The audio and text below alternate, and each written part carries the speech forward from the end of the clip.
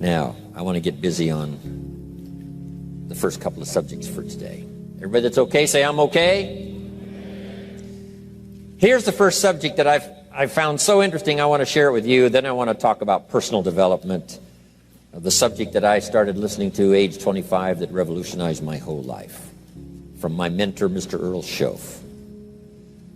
Here's an interesting subject. Just jot it down now. It's called enlightened self-interest. Enlightened self-interest. It's a fascinating study to study the idea of self-interest. But just make this note, all of us, have self-interest. The key is for it to be enlightened so that everybody wins and no one loses. Our first interest is to survive. What does it take to survive? Our second interest is to succeed. What does it take to succeed? What does it take for me personally to survive and to succeed? Can I legitimately be interested enough in the things that help me both succeed and survive? And here's what I discovered. The answer is yes. It's possible to exercise self-interest, but to do it in such a way that no one loses, everyone benefits. Key phrase.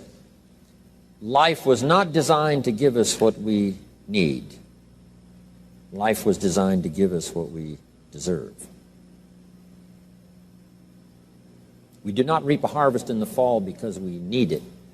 We reap a harvest in the fall because we deserve it.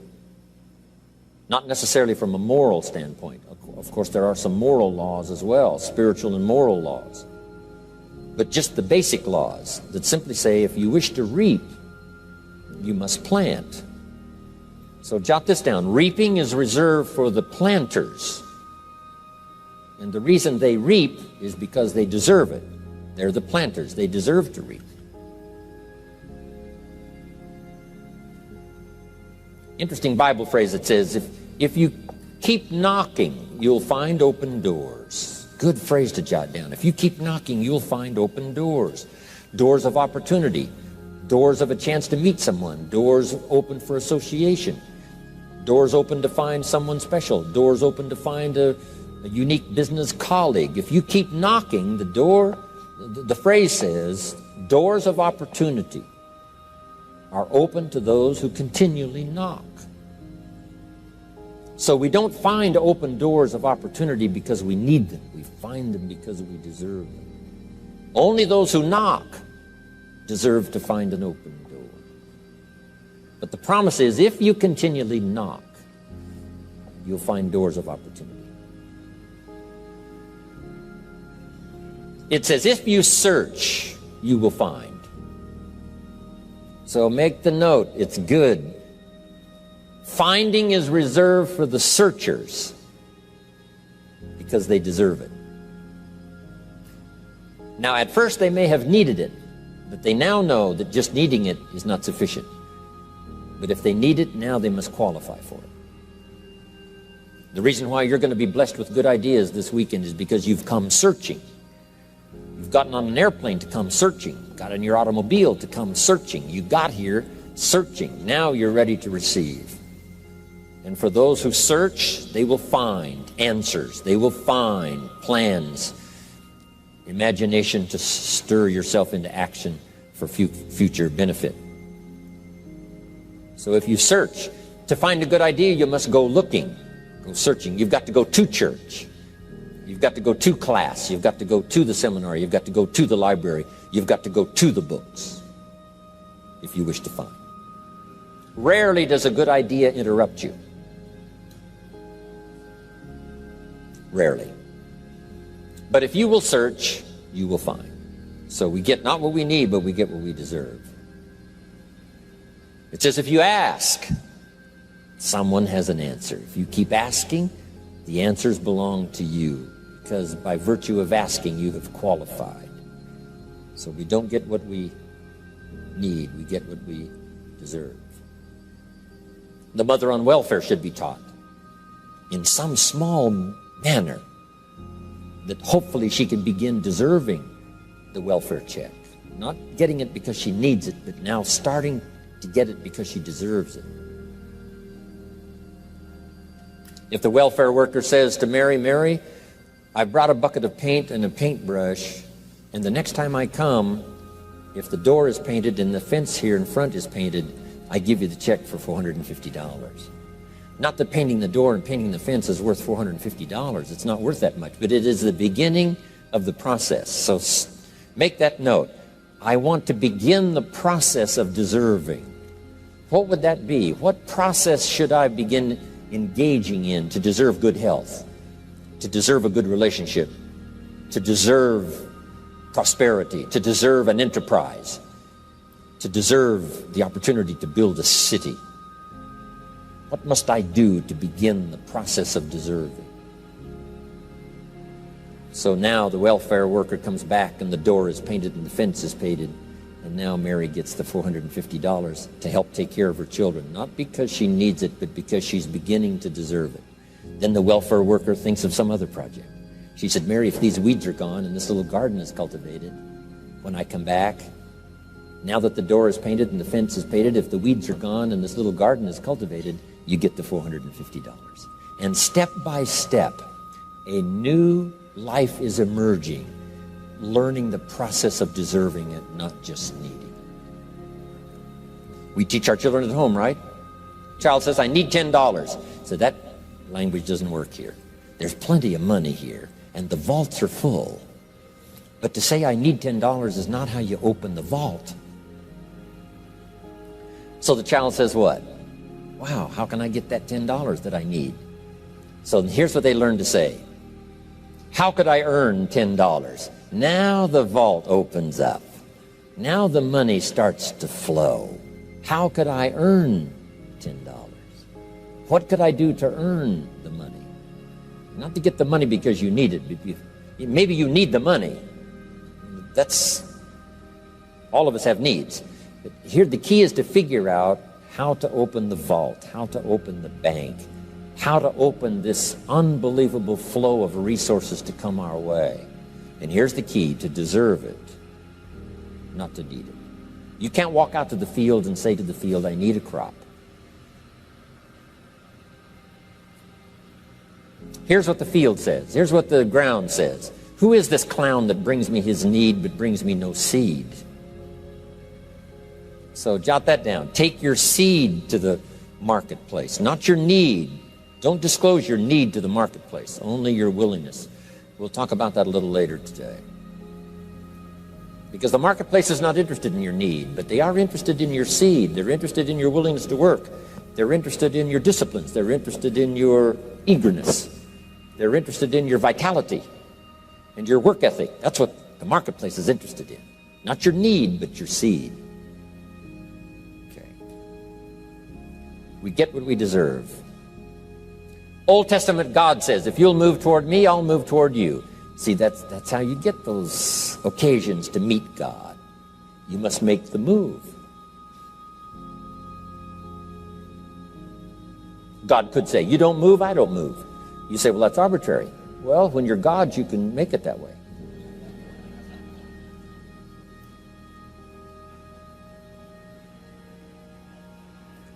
So, the law says if you wish to receive. Now let's talk about enlightened self-interest. If you wish to receive. And we would call the wish to receive self-interest.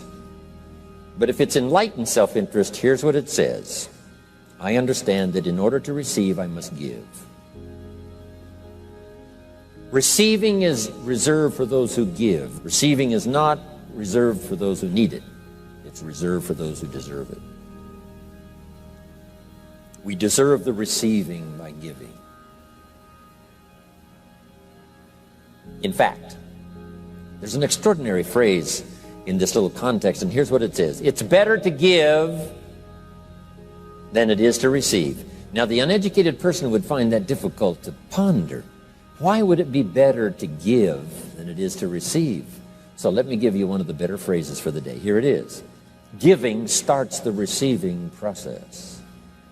So of course it's better to give than it is to receive. How much receiving do you wish? You must start the giving process.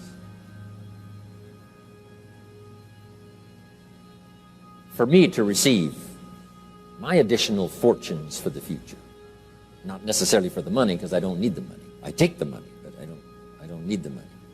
But here's what I do need: for someone to say a year from now, 5 years from now, Mr. Rohn, that seminar helped to change my life. And for whatever reason, I was brought here to this place for this time. And later someone says that. See, to receive that kind of thanks, it's unbelievable. Here's what you cannot buy: that kind of thanks. You can't buy it with money. You have to earn it.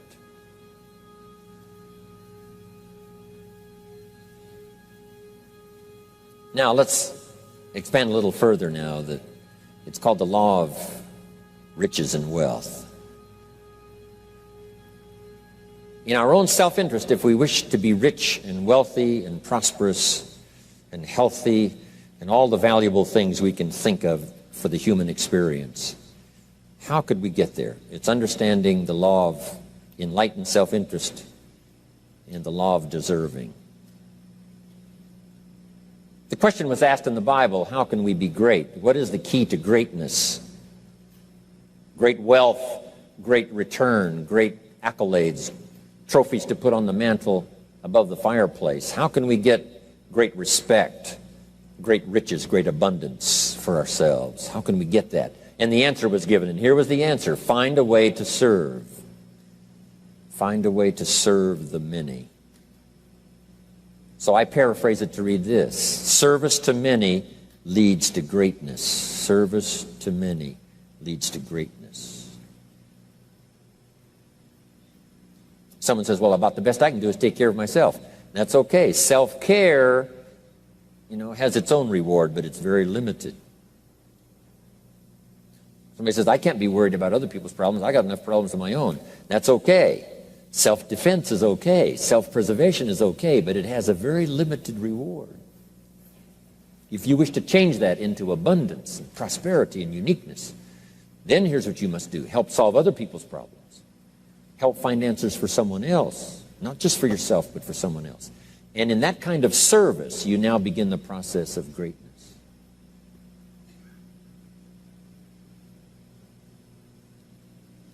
Someone asked the question, how can I be ruler over many? How could I manage a lot of people? How could I be the leader of a vast movement or enterprise? Here was the answer: nothing wrong with that wish. We call that self-interest of the highest kind. Wishing to be the manager, the ruler, wishing to be presiding over many people. Here was the answer: be faithful when the amounts are small. Be faithful when there's just a few. Be disciplined when there's only a few. That starts to entitle you to someday be ruler over many. You say, well, if I had a big organization, I'd really run it with a strong hand and I'd be a fabulous leader. But I've only got a few and I don't know where they are. See, that's not going to work. If you wish to preside over riches, you must start when the amounts are small. Someone says, oh, if I had a fortune, I'd really take good care of it, but I've only got a paycheck, I don't know where it goes. See, not knowing where it goes disqualifies you now for presiding over the fortune. We've all heard that, right? I don't know where it all goes. Did you ever hear that expression? Oh, we'd love to have you run the company. You don't know where it all goes. Somebody says, it just gets away from me. Oh, we'd love to have you run the world, right? It just gets away from you. Somebody says, it's only pennies and it's only a few. Here's where you begin to qualify for abundance and riches and greatness and respect, is to be disciplined when the amounts are small. Someone finds it unique, right, that this many people would come and hear what I've got to say for a whole weekend, but this is not where I started. I started with just a few, but I was so on fire with the few, trying to translate for them in my awkward ways back then what had happened to me. My life got changed, my income got changed, my health got changed, everything got changed for the better. And now I've lived the most extraordinary life. But it started with my passion for just a few, to translate for just the few. Someone says, well, there's just a few here. You know, does this meeting matter when there's only a few? And the answer is yes. Jot this down. You never know who's in the audience, whether it's a few or 1,000 or whatever. But you got to be faithful when there's just a few. Tell your story when there's just a few. Be just as passionate about ideas that can change someone's life when there's just a few. Now you begin.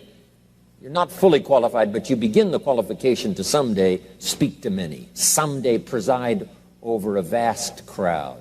Someday be the manager or the leader of millions. It starts in those early days to deserve it. Now, jot this down. Also give yourself a chance to change. Some things I held on to that I thought this was it, this was it. I'm telling you, after a while I gave it up, found out it wasn't it. So give yourself a chance to change. Refine your philosophy.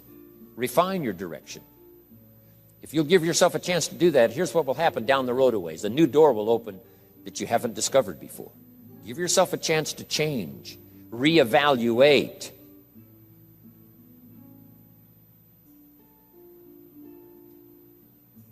Okay. So let your library be a testimonial of your dedicated interest in accelerated personal development, that you will read whatever you have to read, you will hear whatever you must hear, and you will watch and see whatever you must see in order to make your life refined and worthwhile and achieve all of your purposes. That's what I want this stopping station to be these 3 days.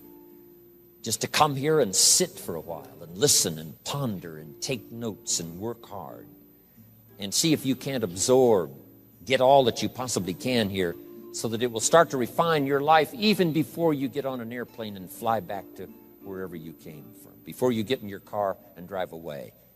What we share with you here, with all the rest that you've learned, this will be a catalyst to start a process even before you get home that'll start working for you.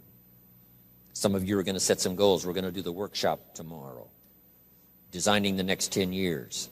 Hopefully you'll come up with some new promises, some new objectives, some new ideas.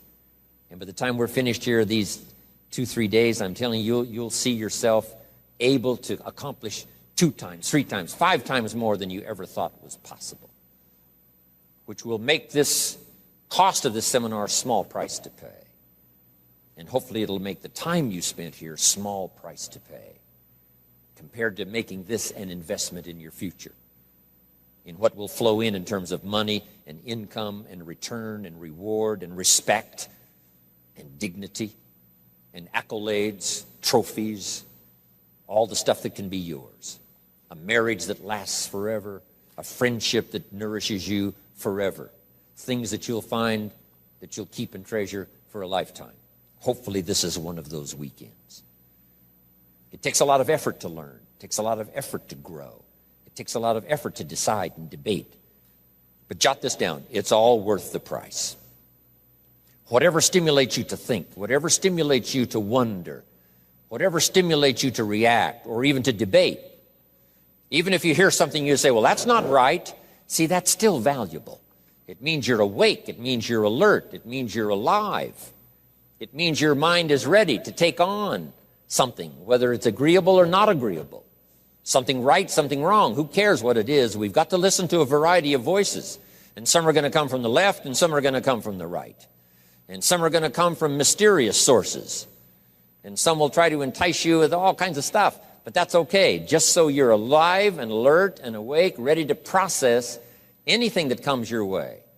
Take the best of it and make it beneficial for you, so that tomorrow you walk with a stronger step. Next month you see a clearer vision.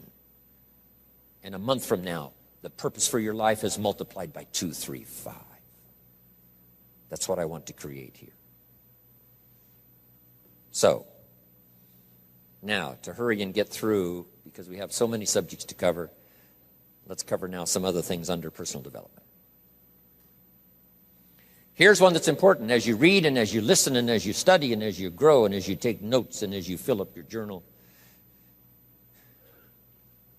then try to work on the ideas to make yourself valuable in the marketplace. Here's something to remember under personal development, some things I had to learn. First, steps to success. First of all, you need good ideas. Just decide right now you're going to accelerate your plan for collecting good ideas. Ideas for your life, ideas for your health, ideas for your marriage, your relationships. Ideas that stimulate. One idea sometimes leads to the next, needs to the next. And the 4 or 5 ideas in the future that really thrust acceleration into your life, you couldn't have gotten unless you went through the first one and the second one and the third one. Next, you need good plans. So we're going to talk about time management and game plans tomorrow. You need a good health plan. Traveling around the world, you can imagine the kind of health plan I have to have. If I didn't have a superb, extreme, got to underline the word extreme, if I didn't have a superb, extreme health plan, do you think I could travel all over the world? People look at my calendar and say, impossible. I'm the only one that can do it. Everyone else is too young. Incredible. But I've got to be extremely healthy. I can't let up at all in terms of diet and nutrition, exercise, all that stuff in order to stay healthy. So a good health plan, a good family plan. Here's a good one, a good marriage plan. Some people just go along married with their fingers crossed. You've got to have a better plan than that. Some are whistling in the dark, hoping everything will work out. Not a good plan. You need a good plan for how to use the day. We'll talk about that tomorrow. Best kept secret of the rich, how to use your time. A good plan to meet the right people over the right amount of time to stimulate your life. You need a game plan for lifestyle. We'll talk about that later. So to succeed, we need good ideas and good plans. Here's the next. We have to learn to handle the passing of time. Because all of this takes time to learn, to grow, to change. Getting through the seasons takes time. The spring has a certain amount of time. The summer has time. The harvest has time. The winter has time. Learning to handle the passing of time. Jot this down if you're involved in business. You've got to give your project time. You've got to give your people time. Give people a chance to learn, chance to grow, chance to change. One of the great requirements, especially in such an industrialized, busy, mad, dashing society, and that is to have people patience. First, we exercise it with our children and our family. Getting people to work together, got to have patience, even with your family. If you're involved with independent people, it's a challenge. It's like herding cats, trying to get them to work together. Herding sheep is easy. They very quickly get going the same direction. But try herding cats. It's like your children. Different ages and different personalities and different opinions. To get the family all going the same direction, kind of working together to make things work, I'm telling you, it is a challenge. But if you'll have some patience, you can do it. Now, here's the big one, to have patience with yourself. Give yourself time to learn. Give yourself time to understand good ideas. Give yourself time to make changes and then grow into those changes. Give yourself time to refine your personality to fit the business, whatever business you're engaged in. In some, you may have to speak up a little stronger. In some, you may have to calm down just a little bit more. Just learn to refine your personality and your temperament to suit. All of us can do that, but it takes time. Have patience with yourself. We had to do that from the beginning. Learning to tie the shoestrings of your shoes. If you tried a couple of times and says, I'll never learn this, it's over. Say, no, you can't go through life with your shoes untied. Come on.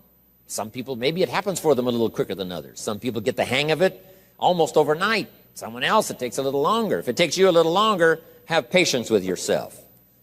Because patience has its own reward. Patience is a virtue of the extraordinary kind. We have to have patience with our employers. We have to have patience with government officials. You've got to have patience with IRS. You've got to have patience with the Army. You've got to have patience with the FBI. Here's a good thing to remember while you're exercising patience. Usually enough good people will finally make it right. You just got to jot that down. Usually enough good people will finally make it right. Not everyone in the community is going to toe the line and do the moral thing. But let me tell you what, most will.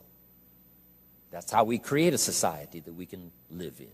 Most will. Every teenager will not obey all the rules and regulations and live a model life. Not everyone will, but jot this down. Most will. Enough will.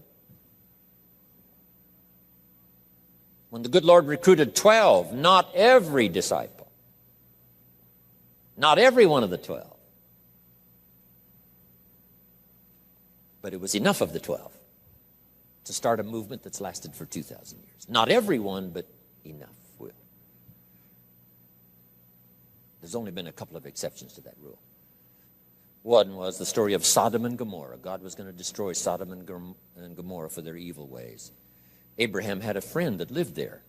And Abraham implored and said, God, if I can go to Sodom and Gomorrah and find 50 righteous people, will you spare the city? And God said, Abraham, you've been such an excellent friend of mine. Yes, I'll spare the city if you can find 50. So he searches the city, can't find 50 good people. Comes back and says, Lord, would you take 40? God says, Abraham, for you, come on, I'll do it. If you can find 40. So he searches for 40, can't find 40. And he comes back and says, would you take 30? Good Lord says, Abraham, only for you will I reduce it to 30. Can't find 30. Can't find 20. Abraham said, this is my last request. Would you take 10? God said, only for you, Abraham. So he went searching for 10. And you know the story, right? Couldn't find 10. That's the exception to the rule. So he said, Abraham, get your friend Lot and his family out of there because the end has come. But that's the exception to the rule. So jot down the general rule. Most will. In a civilized society, most will obey the rules. In government, most will. Not every senator will, but what? Enough will to build a stable government and a future. Not everyone in the armed forces will, but enough will. Not everyone in the community will, but enough will. Not every teenager in this high school will, but I'm telling you, the most will. And that's how we survive in a civilized society, because most will. And that's a good feeling to know. Most will. Okay. So have patience. Next, under personal development, is learning to solve problems.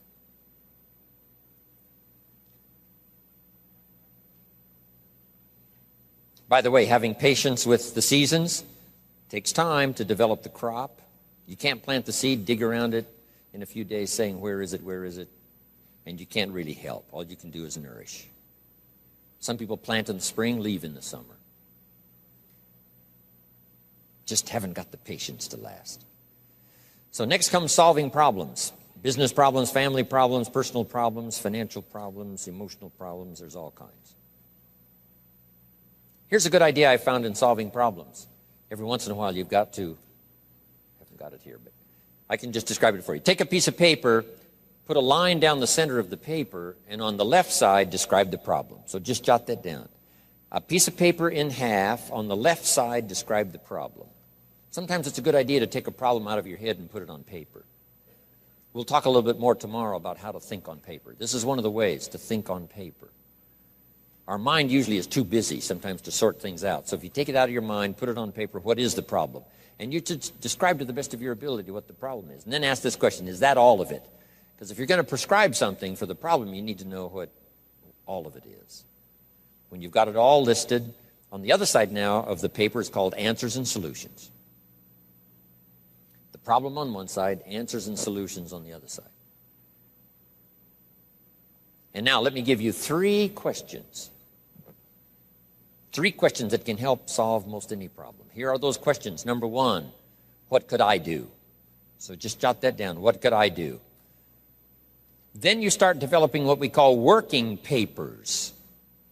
And the working papers consist of making a list of the things you could do to solve this problem. Number one,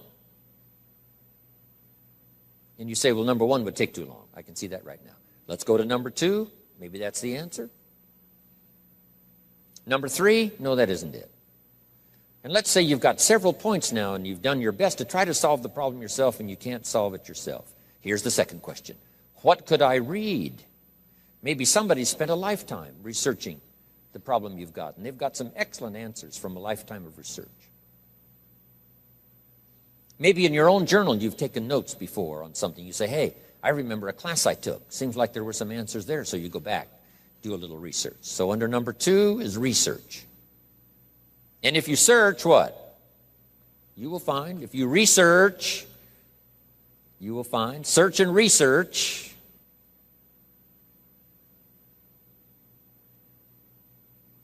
Now, research as soon as possible, because if the problem is severe, you don't want to wait till too late. My friend Kenny comes to me and says, he just lost a beautiful lady, fabulous lady. They got a divorce. She was really something. Then after his divorce, he comes to me and says, it's over. But he says, something strange. He said, I found a book in my own library that I think would have saved my marriage if I had read it before my divorce. And it was a book entitled How to Live with Another Person. He said, I should have read that book a long time ago. He finally read it, but it was a little late. It's like reading a book on nutrition after you've had a heart attack, right? I mean, that's good. That is good. But gosh, it's so much better to read it before. Spare yourself the agony and the lost time and maybe the loss of your life.